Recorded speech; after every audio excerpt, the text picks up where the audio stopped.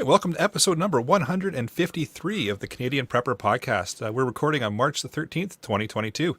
My name is Eric, I'm the host of the show, based in Southern Ontario, hunter, target shooter, ham radio operator, and computer geek. As a first responder, witnessed an over-reliance on emergency services during major events and started a small preparedness company to help people get better prepared for at least 72 hours, if not longer. My name is Ian. I'm a student in preparedness and a hobby farmer on Vancouver Island. And in good Vancouver Island fashion, I decided to start the podcast 10 minutes late. Very relaxed. Yeah, okay. On island time, yeah. Yeah. I'm Scott, a first responder from Ontario. I like learning things, and I worry about our fragile infrastructure. And I'm Jeff. I'm based in Central Ontario. I'm a target shooter, ham radio operator, and general overall handyman. Hey guys, I'm Brad. I'm in Eastern Ontario. I consider myself a part-time amateur prepper since about 98 and constantly trying to better myself.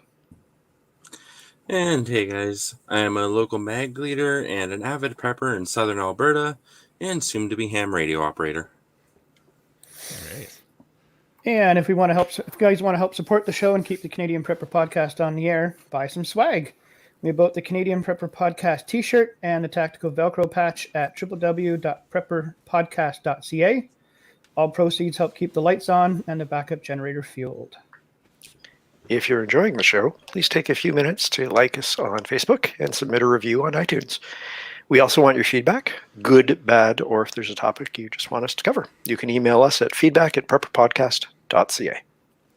All right, so we've got some fistile content for you in this episode. I'm going to start off with some recent news articles. Then we're going to let you know what we've done for our preparedness since the last episode. Then we're going to get into the main topic of nuclear effects. So let's move into the news. Okay, first of all, is it spelled nuclear or nuclear? Because it depends if you listen to The Simpsons or not. Here we go. We're going to break the internet with that one. It's like Googling Google. Right about now, somebody's like furiously typing. It's like, anyway. However you pronounce it, you know what we're talking about. That's right. News time. So yeah, what hasn't gone on? So I think we spent about 2 hours on the internal chat there, especially on Discord, about the Poland jets controversy and how Ukraine announced they were going to get some Polish jets. Poland denied it. Then Poland said, yeah, we'll give you some jets, but we need US F-16s. And then the US said yes, then no. And now they're like, well, we don't want to escalate things, so maybe it's a no after all. And yeah, it's just been a mess. It goes to show you the fog of war is a thing, right? Yep. Yeah, I just think, I think you're damned if you do and you're damned if you don't. But by the U.S. basically saying, yeah, we're not going to get involved, and I think they're just emboldening Putin because now he's like, yeah, I can do whatever I want, and U.S. just don't want to get involved. Yeah, we'll talk about later towards the end of the show too with some feedback. But I mean, like, yeah, there's also some announcements of aid coming, and then in the end, nothing actually shows up too. So that's not helping things either. And I don't know if somebody's going to cover it later on here or not. We talk about that reporter quickly. Did we cover that? No, it's not in here anywhere. No. Yeah, so there was a reporter that got shot. Again, they said that he was a New York Times reporter and he was shot on duty. And all of a sudden, we found out this morning the New York Times says he wasn't under their employ at the time and hadn't been since 2015. So what was he doing there? Was he freelancing? There's other rumors floating around about him being an intelligence guy and everything else. But again, so much bad information coming out of there right now. It's kind of crazy. Just want to quickly touch on the stock market there. So obviously you guys have been watching that as well. A little bit here and there. Yeah, a bunch of prices gone crazy, including oil. The big thing I laughed about was nickel, because there's some guy in China that decided to short the nickel market, and it went completely the opposite direction, went like almost vertical in price, and so he's on the hook for billions of dollars. And rather than doing the margin call on him, because it turns out that London Mercantile Exchange is actually owned by China now, and they refused to call it on him, so he wouldn't collapse the market. So it's there's been some stock market shenanigans the last week as well. You saw that one? Yeah, I saw it going crazy with wheat as well.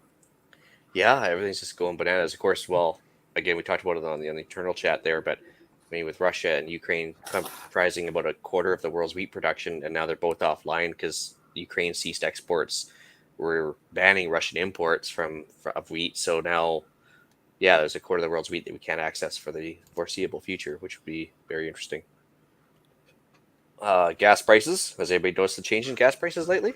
No, nothing at all. It's all normal, right? No, Yeah, completely legit. I saw the highest I saw so far when I was on the road this week was 232 a liter. Oh, Where was that? And that was right in Richmond, BC. There. Is that in regular or premium? That's regular. Wow.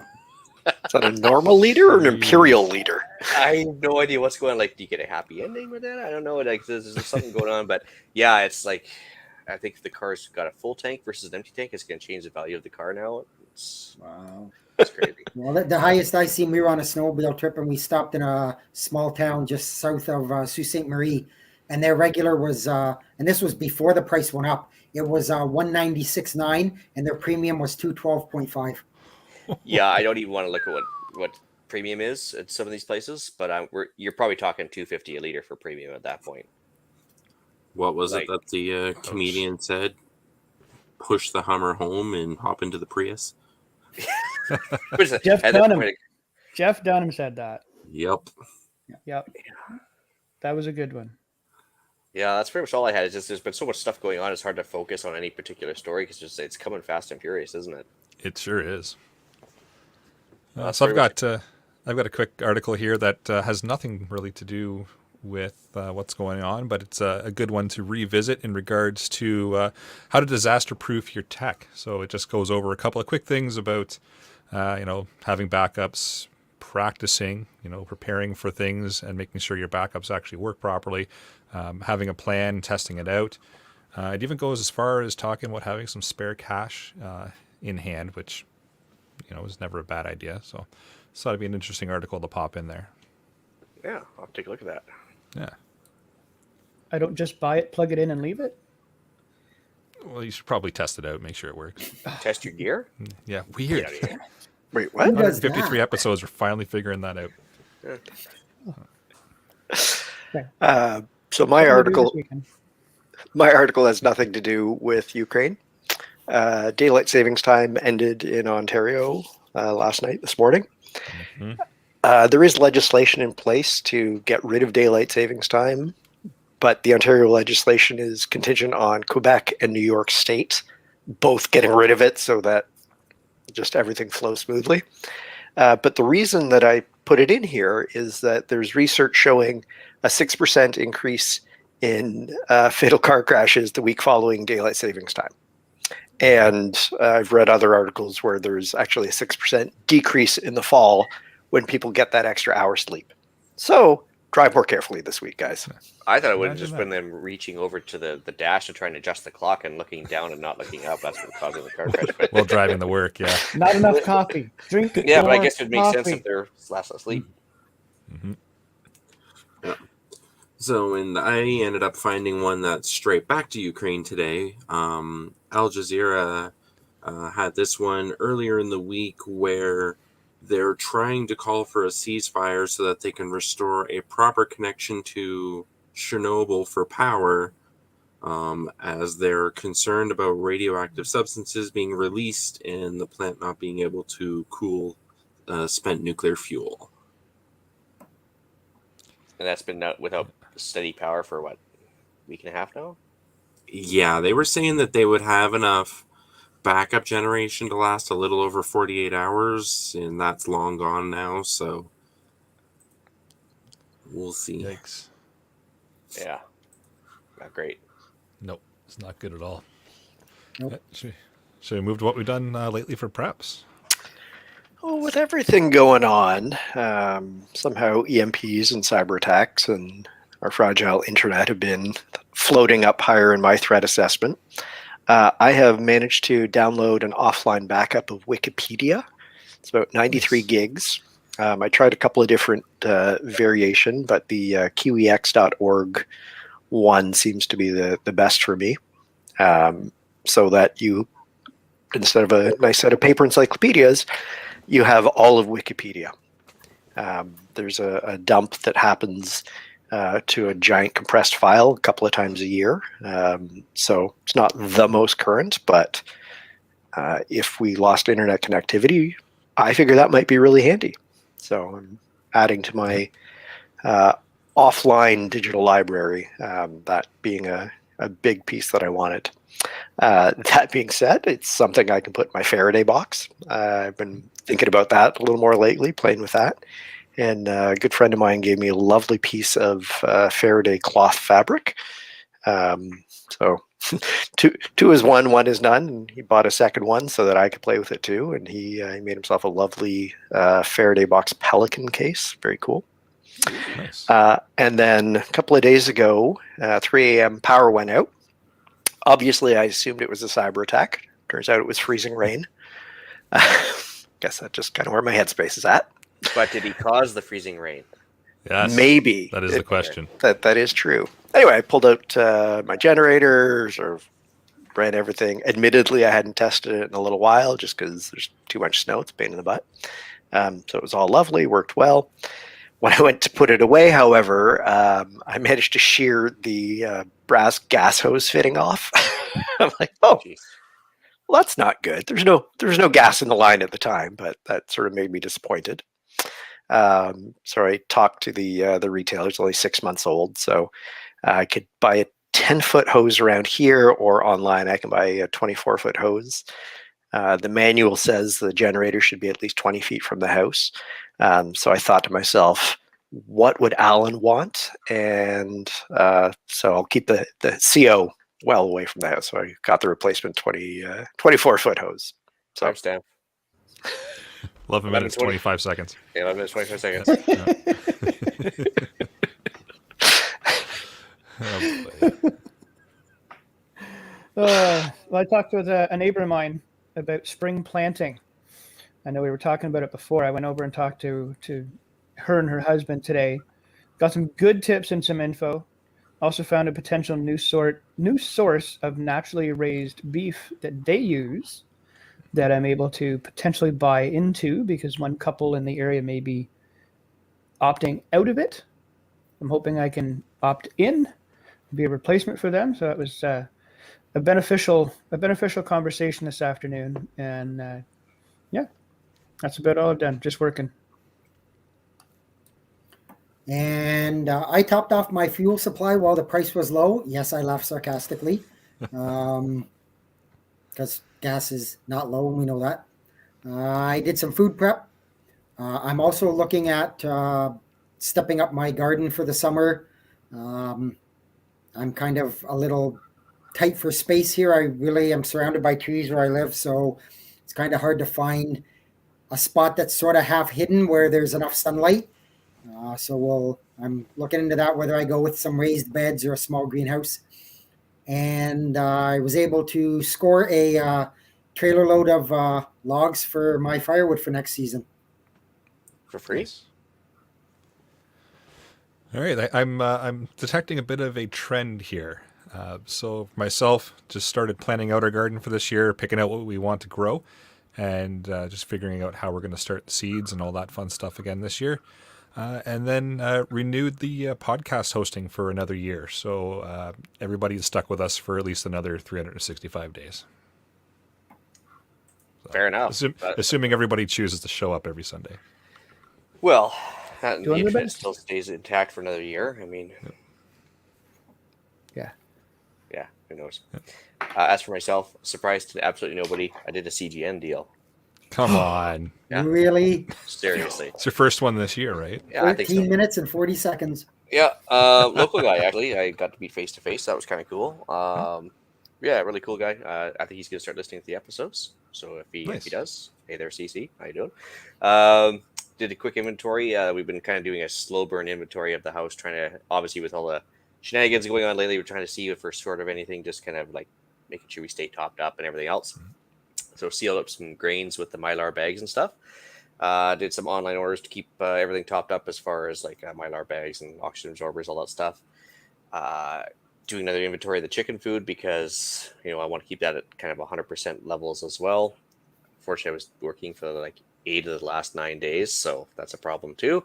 But good news is I'm coming up with some time off here, so I can start building the greenhouse that we have sitting in the shed that's in pieces right now. Get busy on the wood cutting before the chainsaw ban, which I think happens May 1st. And then, I've unfortunately got 3 empty jerry cans sitting there because I was in the middle of some fuel rotation. And so now I've got 3 empty jerry cans. I'm just like dreading having to fill. But what are you gonna do? It's a necessary evil. Yep. Exactly. And I ended up picking up some new hiking shoes so that I can get back into the rock marches and hiking and some exercise going on. Completed a bunch of brass prep over the last week. And then worked out just correcting some of the issues I was having with my rucksack there, and got a new sleep system set up for it so it's a lot lighter and more mobile.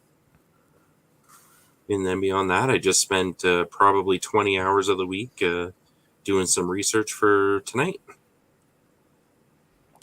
Awesome. Well, that's a We good appreciate you segue. being That's a great segue to moving into the main topic. Yeah. So why are we doing an episode on prepping for the nuclear event? Everyone's been watching the news recently, right? I just came out of my bunker. Why? What's been going on? Yeah. Go back in your bunker, Scott. The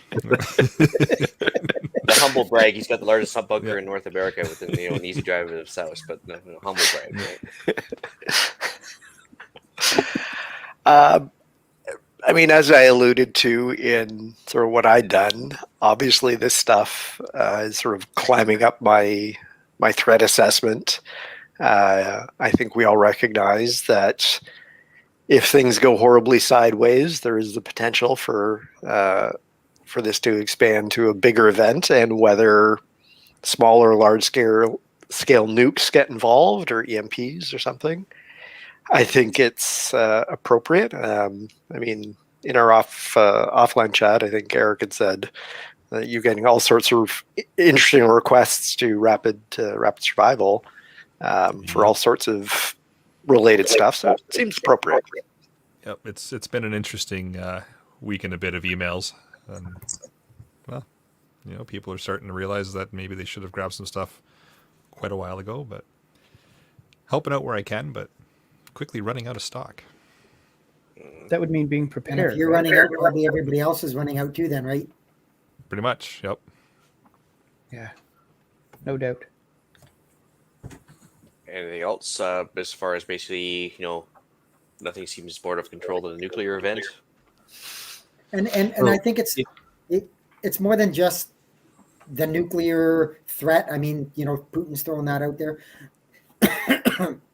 So I mean, I've said it several times, and I'll continue to say it. My biggest fear is a cyber attack of some kind that's either going to take down the grid or do something. And if you're living in any proximity of a nuclear power plant or downwind from a nuclear power plant, you're in danger as well. Yeah, and I mean, with everything that's been going along, and especially all of the, misinformation that's going on, one of the things that I noticed was just nobody really knows if nukes start flying, or if there's a meltdown somewhere, or, if there's a Chernobyl 2.0, what exactly that means. So knowledge is key for sure, right? Exactly. So I think, we're going to pick on Darius a lot today, but basically use the bulk of the notes today. So we're going to plagiarize up here. So understanding what to do and when to do it can save your life and the lives of your loved ones. So that's a pretty important thing to do as well. Yeah, absolutely it is. And in order to be able to do that, you have to, first of all, know what types of nuclear disaster it is that you're preparing for. So you've got nuclear bombs, so fission, thermonuclear, EMP strike, which we've talked about a few times on the podcast. You've got dirty bombs, reactor meltdown, which is another one that I believe we've mentioned a few times, and then radioactive waste contamination. And that's interesting too, because I was just thinking about that too. Like, okay, yeah, the plant melts down, but then there's also the or whatever, anything else happens. I mean, but there's downstream effects such as we were talking about it pre-show in kind of a joking manner, but yeah, I mean, your soil contamination down the road. I mean, so that's going to affect your crops. Like I think around Chernobyl for years afterwards, the milk and dairy products were heavily contaminated because the cow would eat the radioactive tainted grass, turned into bad milk, bad cheese. And yeah, water does not actually store nuclear energy very well unless there's actually like heavy particles in there. But water itself will actually like remain relatively contamination free. But if you stir up the dirt or the silt at the bottom of the river, that's another problem too, right? Yep. And we're not talking just a couple of years. We're talking a very long term, correct? Yeah, I mean, it depends on the half-life of what you're dealing with, but of course, no radioactive event advertises the half-life of the current contaminant. Right. You know, Yeah. this is a bomb that has a half-life of 16 Yep. days. Doesn't exactly tell you. So, Yeah. unless you're a nuclear expert and you happen to see the missile coming inbound and were able to identify it, and maybe Russia told you what they're sending your way, I suppose that might be a good way to figure it out. But I don't think they're going to be that polite. So, I think if they did tell you, they'd be lying about it. could be fake news. Yes. Yeah, fake news. Yep. All right. So, guys, chip in afterwards for sure here. But how do nuclear systems work? That's a great question. Yeah, it's a very good question. Do we have any nuclear scientists on the panel? E equals MC squared. I knew Scott would know. I studied with Rutherford. We were doing our undergrad together. I thought you were going to say Oppenheimer or something. Like. No, he came way later. Yeah. Okay. Never mind. Yeah. Okay. So most nuclear explosions are measured by tons of TNT explosive yield, or kilotons, it used to be called. And of course, they moved on to bigger things like megatons. So to give you some scale, I guess the Hiroshima and Nagasaki bombs were measured in kilotons. The average nuclear bomb today is measured in megatons. And of course, the largest nuclear explosion ever was the Tsar Bomba over in Russia. They did 100 megatons, and that was an earth shaker for sure. But again, the plant explosions wouldn't be measured in megatons, but more of a radioactive energy release as far as becquerels and rems. So there's a lot of different ways to measure those systems. So, Darius, you want to tell us about the four main types of nuclear weapon systems? Yeah, so everybody, there's a lot of misconceptions going on about what type, when people hear of a nuclear missile or a nuclear explosion, there's a lot of different terminology thrown around about it. The smaller atom bombs that everybody's thinking of, and when they hear, atom bomb as a term, is actually a fission explosion. And they can be as low as a single kiloton yield, and which is equal to about 1,000 tons. What happens when you start getting larger is when you get into the thermonuclear, and that is where everybody hears of hydrogen bombs. Now, a thermonuclear bomb actually uses a fission explosion to start a chain reaction in their fuel cells to exponentially expand the capacity of that fuel, causing a larger explosion. Then neutron bombs is the next term, and those are smaller thermonuclear weapons that work by producing a minimal blast and extra heat. High amounts of radiation, but into a smaller area.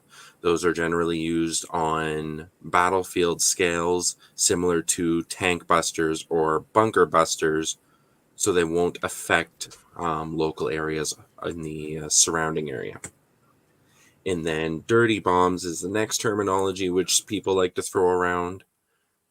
Dirty bombs are bombs that are filled with subpar quality radiation or irradiated chemicals and materials, so that it just has a higher level of toxic radiation spewing over the area after the explosion. See, I thought dirty bombs was something you'd hear in like the Urban Dictionary or something. It's probably in there too. Yeah.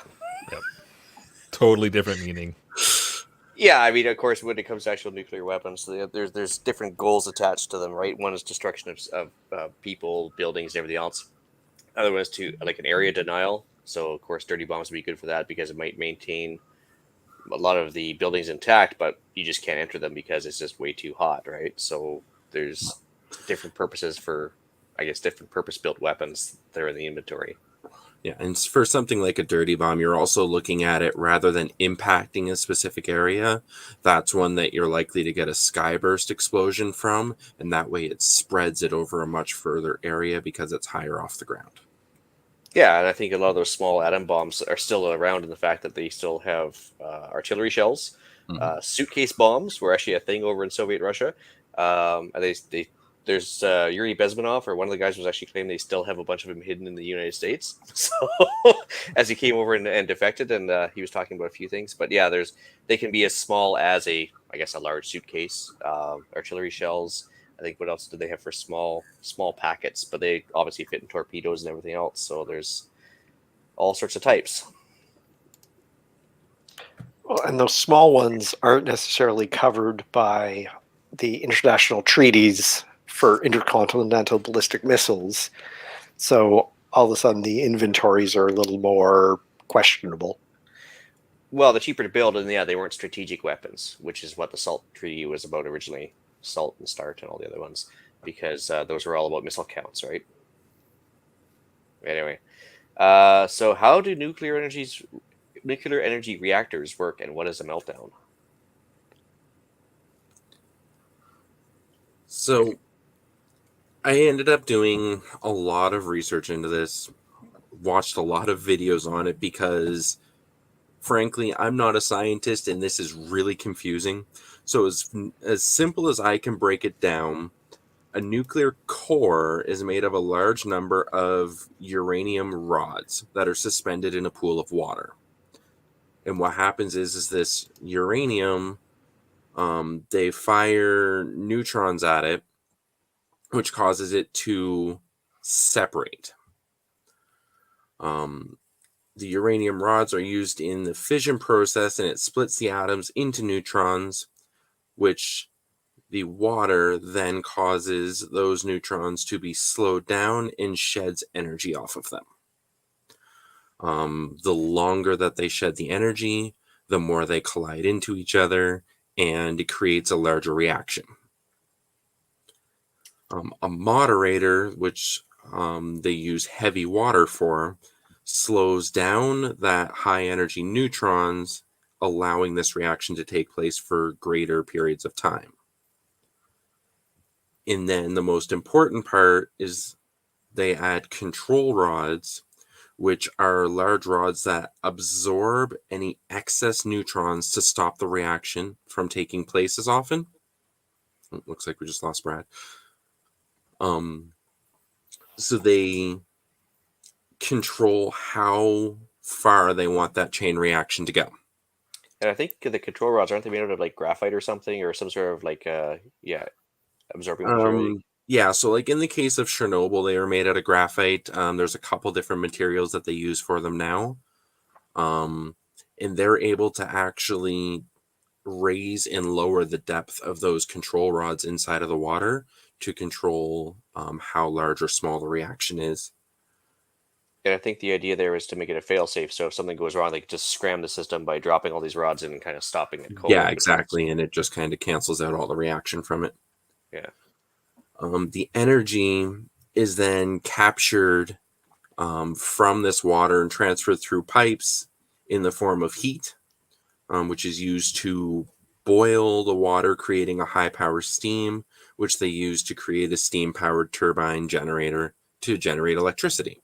And then they just collect the condensed steam, recycle it back into the water, and keep the system going. And it just creates a pattern in and of itself. Now, when a meltdown happens, the control rods fail to control the reaction taking place, and the neutrons end up creating too large of a chain reaction, which causes both the rods and the containment units to superheat. This is what happened in Chernobyl, where they ended up taking off a bunch of the safeties while they were trying to do a test, had a power failure at the same time, and it superheated before they were able to shut it down. As soon as it's superheated... Sorry, go ahead. Oh, no, I think the ongoing problem right now is getting enough water to keep everything under control, even in the sarcophagus, right? Exactly. Again, yes. Once that superheats, then they can't cool it down any further, and it causes the containment units surrounding all of these cores to shatter. And as soon as it shatters, then it starts leaking uranium everywhere, or whatever they're using for the radioactive materials for their core, and it just keeps reacting from there. And that's what we call an actual meltdown. Well, to the point where it will melt all of the metal, all of the structure around it, and basically just start falling into the basement of the building. I mean, at Chernobyl, there's a picture of the elephant's foot, which is this horribly radioactive mess of different molten It's a uranium. slag. Yeah. And the one that happened there in Fukushima, wasn't it? I mean, obviously they lost power there and they couldn't circulate the water, and it just, the steam, the pressure built up, and eventually the top of the reactor just exploded right off. So I was actually looking at that further today. Fukushima was kind of a chain of events that had a series of failures involved with it. Originally, it was the earthquake, which they had no issues with because the entire plant was built with withstanding earthquakes in mind. What they failed to do, and the government had actually tried to correct this earlier, but they hadn't addressed the issues yet, was the retaining wall blocking the plant from the ocean wasn't tall enough to stop the tsunami that hit as a result of the earthquake offshore. That came in, flooded out all of their power sources, and all of their backup generators were in underground rooms, which were then under, 20, 30 feet of water. So they lost all power to the plant. Well, ongoing themes too is like in Soviet Russia, nobody wanted to admit that there was a flaw in the system because that would admit like a failure of socialism in general. And of course, there's always repercussions for speaking up. Same thing in Japan, obviously a very top-down hierarchical system in the nuclear plant there. Nobody wanted to question their superiors because it'd be like a personal insult. And so a lot of stuff was known, but nobody wanted to talk about it because you can't, I think there's a common expression over there, the nail that sticks up gets hammered down. So nobody wanted to be that guy, right? Yeah, exactly.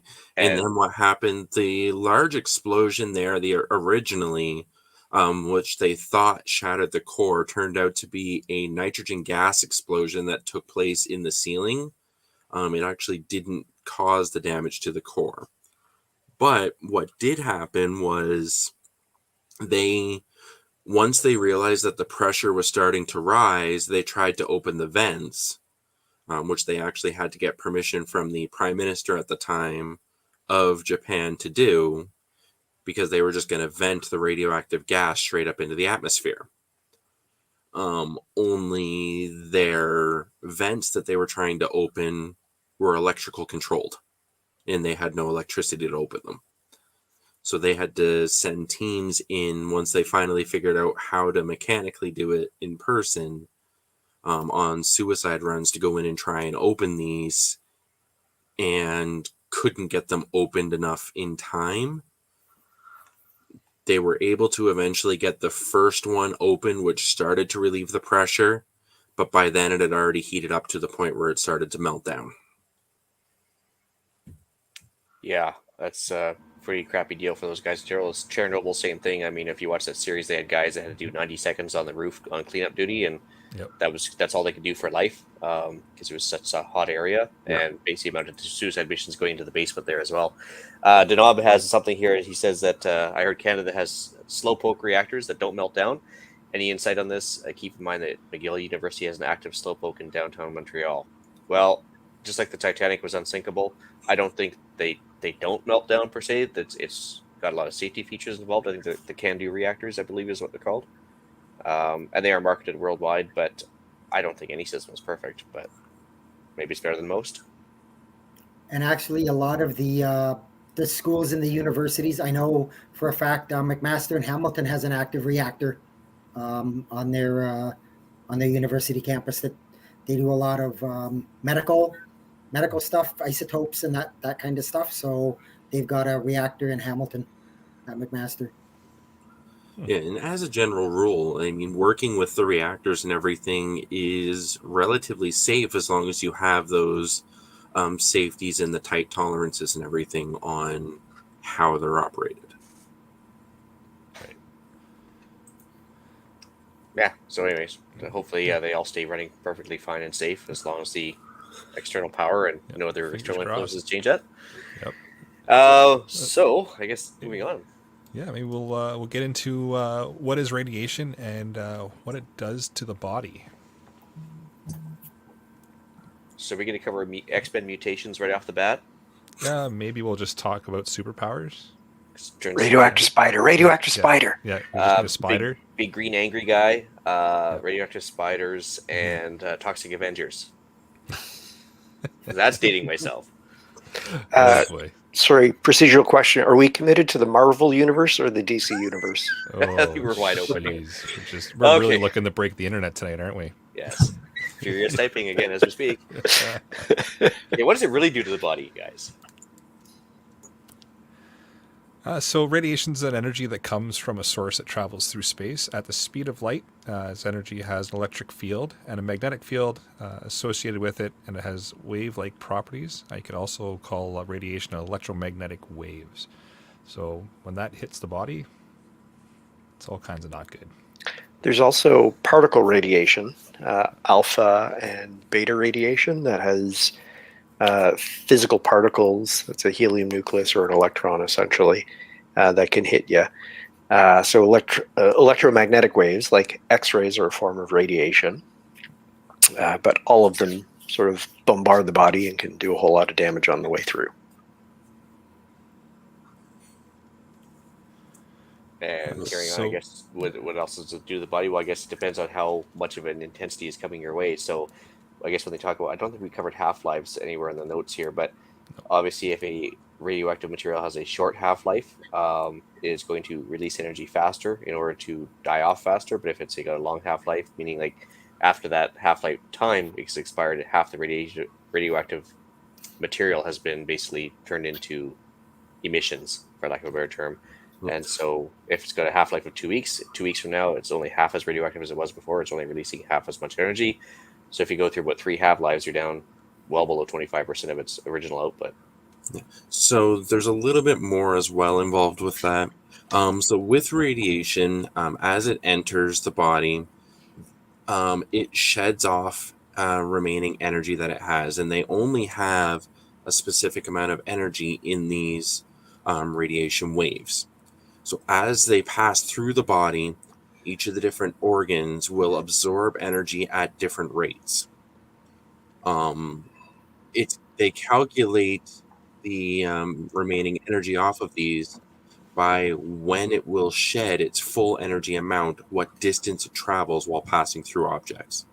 There was actually a famous scientist in Russia who ended up getting hit directly in the side of the head with one of these radiation waves due to a whole bunch of safety procedures not being properly followed. And they thought that it was going to completely kill him because he had received something like 100+ times the lethal dose of radiation. But what happened was that the radiation was so powerful that it didn't shed enough energy by the time it had passed through him into his body to kill him. So he ended up being pulled from that area. He went home for the night, went to the hospital the next day with a swollen head and a massive headache, and that's when they figured out what happened. But because it didn't shed enough energy while the radiation was passing through his body, it didn't kill him. Oh, that's interesting. Don't stick your head in a particle accelerator. No, I was going to say didn't kill him right away, but probably killed him later. Yeah. Well, actually, he stayed alive for quite a while. He was still fighting with some adverse effects from the contact with radiation, of course, but he went on. They did a whole bunch of studies on him. He was in and out of the hospitals for years. Well, I guess the big problem with radiation exposure too is there's no sensation. It's not like you actually get a vibration through your body when it's happening or anything else. It doesn't have a smell, doesn't have a sound. It's just there, right? And so yeah, he said the only reason he knew that he had come in contact with it at all was that he saw a bright flash of light as soon as he bent his head down. Jeez. Yeah, it's yikes. So as far as exposure goes, high exposures to exposure to high levels of radiation leads to what we would call radiation sickness. So maybe we should touch on some of the symptoms that we might be experiencing and that we might have to deal with if we are exposed to radiation. So initial symptoms could include nausea, vomiting, headache, diarrhea. So all the fun stuff on the list there. They may start within minutes or up to days after exposure and can last for minutes up to several days, and they may come and go. After initial symptoms, a person usually looks and feels healthy for a period of time, after which he or she will become sick again with variable symptoms and severity that vary depending on the radiation dose that he or she received. And these symptoms... I was going to say, actually, and watching that Chernobyl series, which was awesome, by the way, but yeah. These guys show radiation burns almost instantly when they're handling some of the severely radioactive stuff. Mm-hmm. Is that a thing as well? You can obviously get instant burns as well, or is that just was that just made for TV? No, so the burns are an actual thing, and that is the radiation shedding all that energy in the top layers of your skin. And into the lower organs. You can get severe burns almost instantaneously. And a lot of the times that is what will end up killing people first, is massive burns to most of their body, including internal organs. Right. In that scenario, the radioactive material is so physically hot that whether it's a radiation burn or a regular thermal burn, it's kind of irrelevant because, it's picking up molten lava. Yeah, it's interesting when they were watching these guys because they were wearing gloves, so it might have just been hot too, right? But I think it was mostly radiation damage at the time. But yeah, so one of the most well-known incidents with this was actually a scientist down in the States who, for a split millisecond, came in direct contact with radiation for a project that they were doing just after Hiroshima and Nagasaki. And this one was called the Demon Core.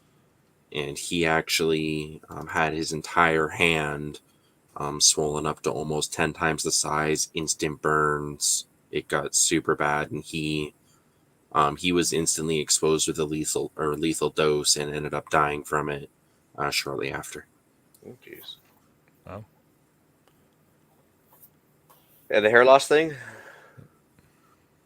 That's a real thing? Yes, the hair loss thing is a real thing. And then again, that's just radiation damage to your different roots and cuticles and such. One way that I look at radiation sickness, radiation poisoning, is if you compare it to chemotherapy. When you look at someone who's undergoing whole body chemotherapy or whole body radiation for cancer treatment, it affects body systems that have the fastest growing cells. So hair and the inside lining of your GI tract are both really fast growing cells. Right? Your GI tract is constantly sort of adding more cells because they kind of get sloughed off by all the digestive juices and whatnot. So because they reproduce so quickly, tend to be much more affected by radiation. And that's why you see those symptoms where you have horrible GI involvement. It sloughs off all these cells. You get dehydration. You get sort of an inability to absorb any food, water, whatever. So that's sort of a really good comparison, because radiation is affecting those cells more so. It's the exact same effect. I can't imagine what that would look like, having sloughed off your intestinal layer. If you're doing inspection after the toilet visit, that would be disgusting. Yeah. Anyway, should we move on to prevention and treatment? Sounds like an idea. All right, I got a quick question for Darius too here in a moment. But in a large-scale radiological release, such as a nuclear power plant accident or an attack of some kind, we shall follow the following steps. And my first question for Darius, as far as steps to follow, You see these people walking around radiation-proof suits, or at least resistant suits. Any idea what they're constructed of? They're obviously not like, what people were wearing during COVID and, painter suits or anything else, but like, what are they actually wearing? I'm not 100% sure exactly what they're wearing. I know in the case of Chernobyl, they were actually wearing lead-lined aprons and jackets because the lead will reflect or absorb any of the radiation, or up to an extent. Same with the thick rubber gloves they're wearing. They're rubber and lead. Beyond that, though, I'm not 100% sure about the exact consistencies of the suits that they're wearing. Okay, cool. Well, why don't you take us away with prevention and treatment? Yep. So, very first thing, if you are aware of some kind of radiological release, like a nuclear power plant accident or an attack of some kind, is immediately cover up any exposed skin as best as possible. The more layers you have on, the better, because that will help to shed any of that energy before it reaches your skin. Take a Mylar blanket if you can and cover yourself up with that. That'll help a lot as well. If you have a scarf or something, put it over top of your face as best you can, and that will help to prevent some of the burns from taking place. As soon as you're done that, get indoors as quickly as possible and away from windows and doors. If you can manage to get to your house, once you get into the front entryway, do not further or travel further into your house at all. What you want to do is, as soon as you step in, take off all of your clothes or anything you were wearing, put it into a plastic bag, and leave it at the door. And that's to keep the particulate from coming off your clothes and contaminating the house? Exactly. Soon as you're done that is considered completely soiled. You don't want to touch it or open it or do anything with it again. Everything in there is considered gone. Jump into a shower right away, but don't scrub anything. Don't use soap. Just let straight running water rinse off any other particulates that may be on your skin. That's interesting too, because in Chernobyl right now, when you go on a tour, they won't take you into the room still because it's still hot, but they show you pictures of when they took the firefighters' coats off and all the workers' clothing off in the hospital. They left it in like a room because that was the dirty room, and it's still there because it's still contaminated. Yeah, they tossed it down a chute into one of the basement levels. Yeah, and then it's all still there. They won't touch it, can't do anything with it. But it's the exact same thing. It's as soon as that is coated, that is considered radioactive itself. So once you're out of the shower, then you're, as clean as you're going to be given the situation. This is where you can start preparing your house to kind of deal with surviving the situation that's going on outside. Best thing to do is find a room inside of your house that's large enough to fit you and your family, preferably with no windows or doors if at all possible. In a basement works even better. Then what you want to do is take duct tape and usually a plastic drop cloth works the best, and just coat up any entrances, exits, windows, anything you can in that room. Tape over the walls if you can, to create an airtight barrier inside that room. Shut off the furnace, shut off the hot water tank, and all the water going into your house. Anything outside of your house that's coming into it, like if you're in a city connection to the water, that is all going to be contaminated. Anything inside of your hot water tank will be considered clean as long as you can shut off all the access valves. And for the reason you mentioned the basement too is just because you've got that extra layer of dirt along the side of the walls. It's going to absorb any radioactive emissions coming in towards you. The dirt will act as a bit of a buffer. That's why it's better to be in your basement than on your upper floors. Yeah, exactly. Next, what you want to do is take any anything you're going to need to survive for the next 48 hours roughly.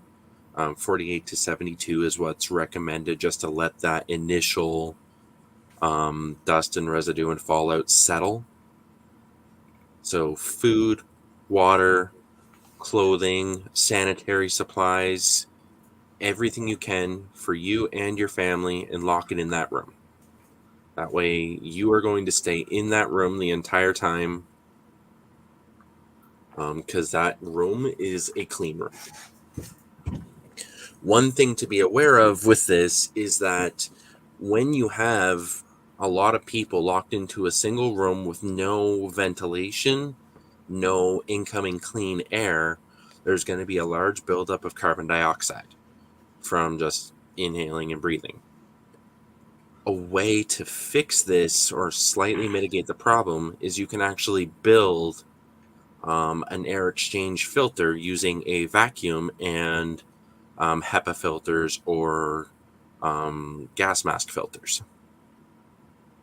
What you do with that is you stick the hose for your vacuum into a small hole made through the plastic, tape around it completely so that it creates a seal, and put a filter on either side of the hose. So the end of the hose and inside the vacuum itself, just get rid of any bags or anything that's in there. Or if you're using a shop vacuum, it works well for that. So that it's pulling oxygen from outside through the filter, in through the hose, and then through a second filter before into the room. It is not 100% fail-safe, but it will stop you from passing out from carbon dioxide poisoning. That works too.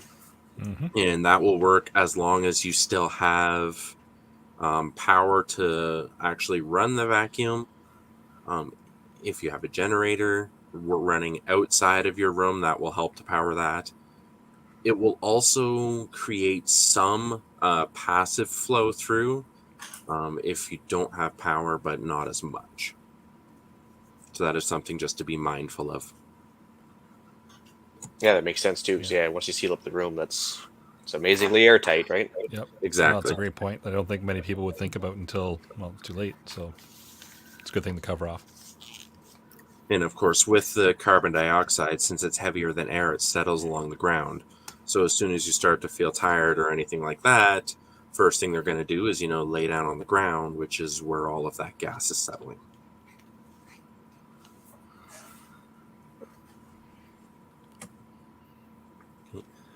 And then once you have everything prepared and you can stay there for your 48 to 72 hours or until authorities are at the door telling you that they're going to move you, you can then pack up after that and prepare to move to a safer area that is out of the fallout zone.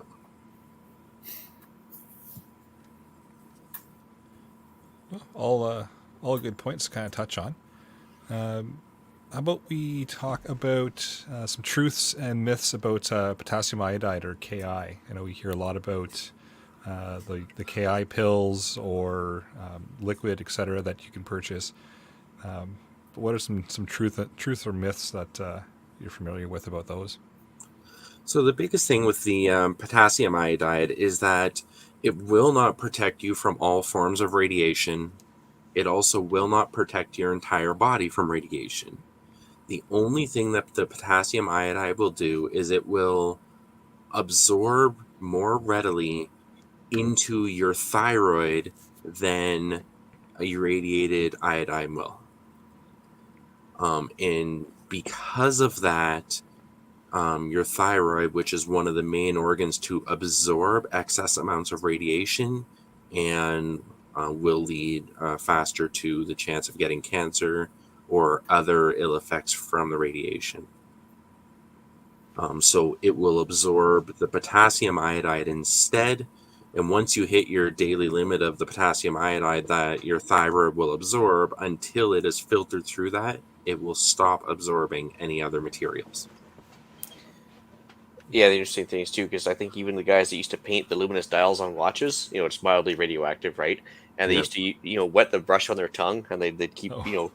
doing that with the tritium, I think it was.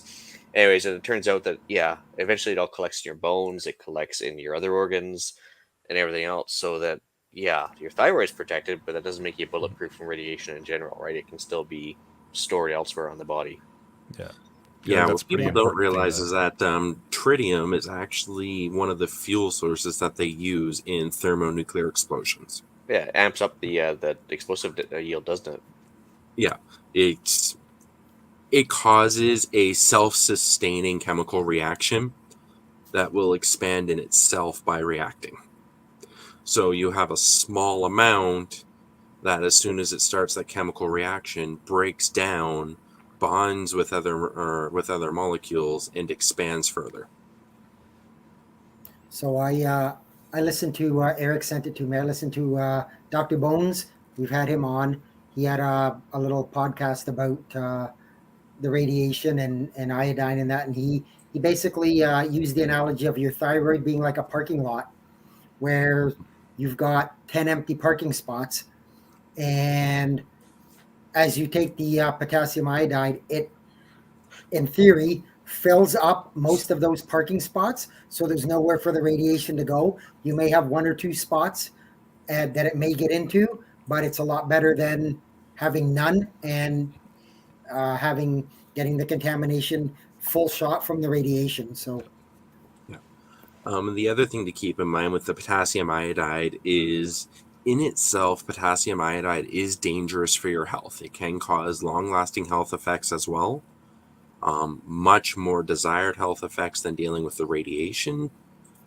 So do not take it unless you know there is a radioactive contamination of some kind. Take your one designated dose a day. Taking a larger dose will not cause any benefit at all for you. And then as soon as you are out of the radioactive zone, stop taking it. And don't take it for extended periods of time, if at all possible. Good advice, and sounds like a good time for a disclaimer that should have been at the beginning, that none of us are medical professionals, and talk to a medical professional before you take any of this stuff. Entertainment only. Entertainment only. Actually, Denny points out that the filter you're talking about, Darius, is what they had to do with Apollo 13. Yes. There you go. I remember what they had. Much- I guess they weren't allowed much current either. They had it was like less than what a coffee maker puts out or something is what they had to play with.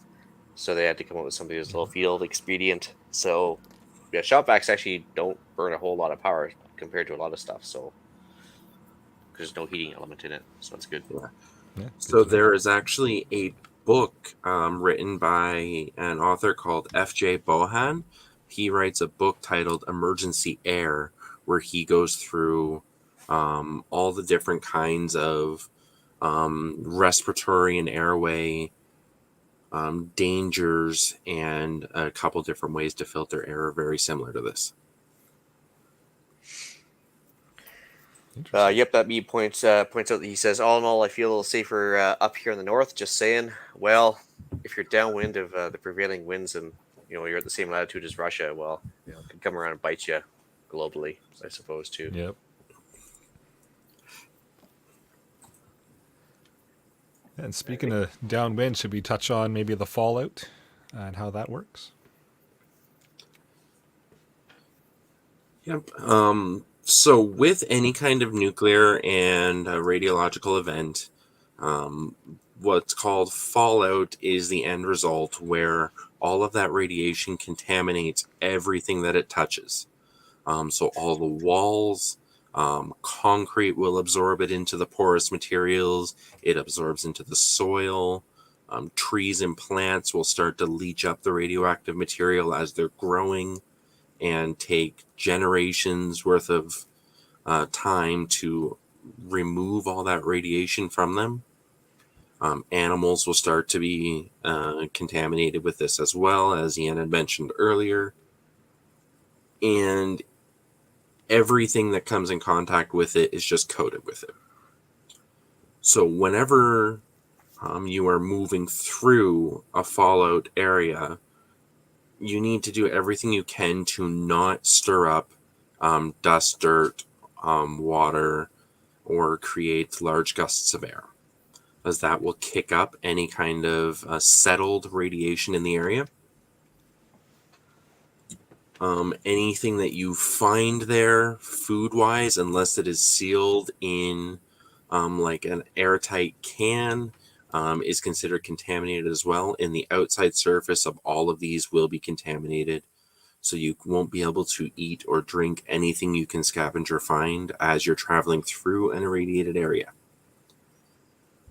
Yeah, so that sealed container of yogurt will have stuff on the outside of it. You'll have to, get off safely. Yeah, you'll have to find a way to safely decontaminate it without getting yourself covered in radiation as well. But the yogurt itself, just because it's had stuff passing through it, doesn't make it radioactive, right? So it's still, as long as it's something like a yogurt container would be, but if you're talking like a metal can of tuna or something, the metal has a much higher likelihood of being able to block out more of that radiation. Yeah. Good to know if I ever find myself walking through an area that's had a fallout and I'm looking for yogurt or tuna. Yeah. And if you're doing that, stay away from any kind of vegetation. Because like we said, it absorbs it. All the leaves will be coated in it. So anytime that. So the old adage would apply, like you talked at the beginning, wear lots of layers, because chances are you're probably going to stir up something. So, cover yourself up as much as you can. And probably if you've got a gas mask or something, probably wouldn't be a bad idea to have that on. It can't hurt, right? One thing that took me years to understand about fallout from a nuclear blast is you have to consider the whole half-life aspect of it. You have this giant uncontrolled explosion creating all sorts of different isotopes, some of which have very short half-lives, are incredibly radioactive. So that's why hunkering down for that 48 to 72 hours underground as best you can to get away from all of that crazy intense radiation is so important. And when you look at, there's all sorts of tools online showing wind patterns and where the fallout lands, that sort of thing. Because it is so intense in those first couple of days, that's why you really want to just lay low, hide out, don't try and get out of town when the radiation is at its worst. Yeah, and that podcast I was mentioning earlier from Dr. Bones there, he actually makes mention of how thick items need to be. Things like if the place you're going to stay, is it made of wood? Is it made of concrete? Is it made of whatever it may be? How thick it has to be in order to give you not full protection, but a fairly high level of protection from the initial radiation. Yeah, it's a good episode to listen to if you haven't. Check out the Survival Medicine podcast. All kinds of great info, but that's his most recent one. He's talking about this nuclear stuff, and lots of good information, and from a credible source too. So why not go there to get it? Yep. Well, shall we move into podcast challenge? Before we do that, I just want to. Sure. I forgot to mention that I just put it in the very last second of the notes here. There's also something, we just Google nuke map. It's a handy little tool, not so much for, I guess, wargaming your nuclear episodes, but it'll actually tell you if you actually can pick a location, you can pick what you determine to be a threat. And then, of course, they only give you a choice of missiles, but I suppose you could use the fallout patterns for a nuclear plant meltdown as well. But it'll do, based on the yield of certain weapons, it'll show you the fallout pattern you can expect based on the average wind. And it's a very interesting little map to see what you're downwind of. Anyway, so just Google nuke map or follow the link that I'll leave in the show notes, and it'll be a handy afternoon for you. I put the link in the live chat there too for anybody that's listening right now. You can go check that out. All right, podcast challenge time now. Find and gather some items to secure you and your household from contamination. Run through the thought process of how you would secure your home and stay in place, plastic wrap, duct tape, etc. What room you would use, how would you secure it, so that if anything ever happens, you've thought about this ahead of time. Or watch Dexter. I mean, he'll show you how to do it too. It's true. Good point. All right, we got some upcoming events. The Preppers Meet is going on again this year in Desboro, Ontario, weekend of the July 8th to 10th. I have not been, but I'd like to take an opportunity possibly. That conflicts with another thing I have on the go, but we'll see if I can maybe get a day out there. Yeah, it's a good go if anybody hasn't been. All kinds of good presenters, all kinds of good topics. It's a weekend out with like-minded people, but everybody's friendly, talkative, chatty. You can sit around the campfire and talk about all kinds of things, and it's just a general good time. So if you can get out, I highly suggest it. All right, deal of the week. So Canadian Tire's got a shop vac on sale, $50 off. So that's probably regular price.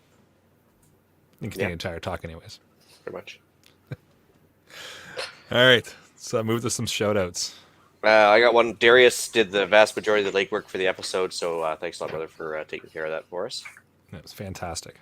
Lots of great information.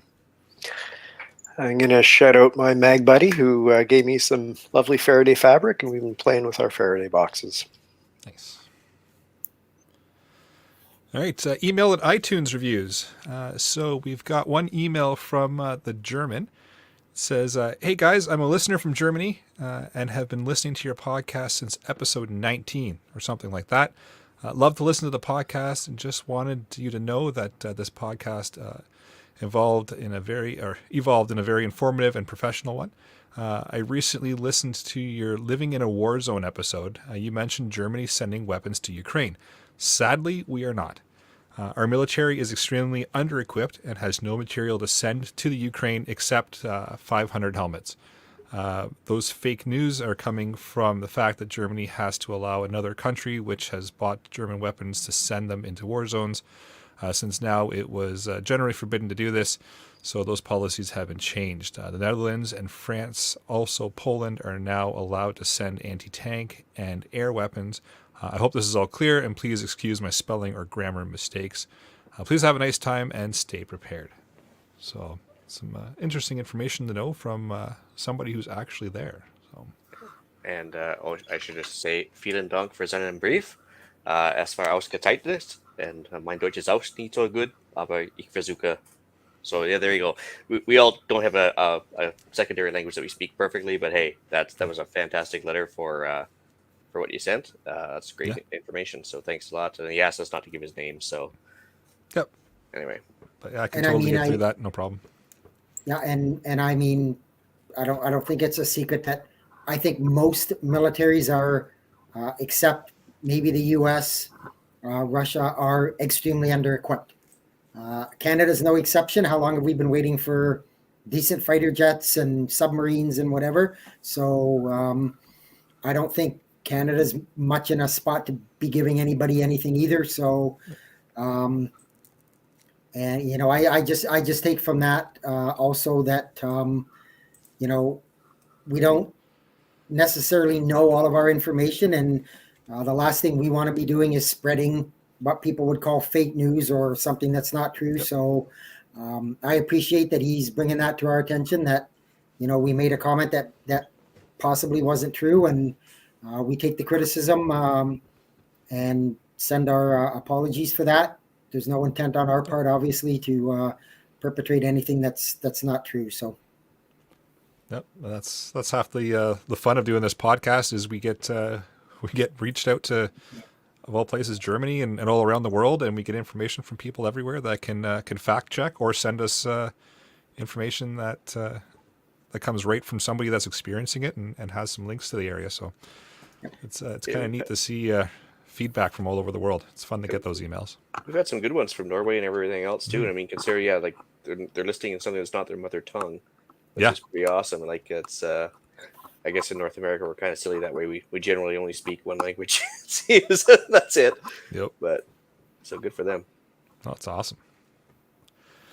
All right. Well, with that, I'll bring episode number 153 of the Canadian Prepper Podcast to an end. You can find the podcast on iTunes, Podbean, Spotify, or of course your favorite podcast app. Please help us out. Take a second, submit a review. It does help other people find us.